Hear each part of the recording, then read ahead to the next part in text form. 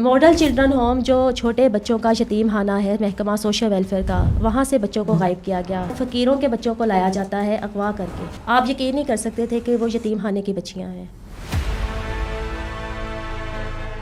उनको self grooming के courses करवाए जाते थे, ब्रांडेड कपड़े दिए जाते थे, परफ्यूम दिए जाते थे, डांस की तरबियत दी जाती थी। अदारे में ही डांस पार्टीज रखी जाती थी रात के टाइम। डायरेक्टर जनरल अफशा किरण इम्तियाज़, पंजाब की ताकतवर तरीन ब्यूरोक्रेट, जो खुद बदनामे ज़माना ब्यूरोक्रेट थी, जो खुद पार्टी गर्ल के नाम पर मशहूर थी, जिसका बराह रास्त ताल्लुक़ था बुशरा पिंकी के साथ।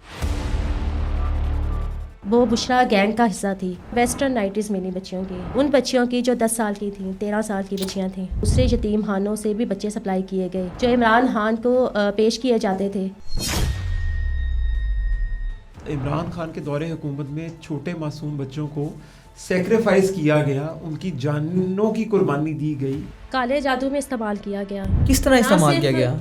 उनको ज़िबा किया गया, उनका खून इस्तेमाल किया गया। वज़ीर आज़म शहबाज शरीफ ने सरासर कौम के साथ झूठ बोला, कौम को बेवकूफ़ बनाया कि बनी गाला में मन्नों के हिसाब से मुर्गियाँ जलाई गई थीं। वो बच्चे भी थे जो 1 माह के बच्चे थे, वो बच्चे भी थे जो 6 माह के बच्चे थे, 6 साल की बच्चियाँ थीं, बच्चे थे। उनको इस डाइन के हवाले किया गया।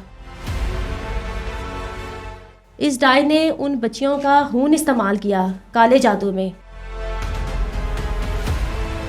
जब मैं इनकी किसी भी ऑफ़र में नहीं आई, फिर मुझ पर जानलेवा हमले करवाए गए। कोट लखपत जेल के डेथ सेल में मुझे और मेरे शोहर को अलग-अलग कैद कर दिया गया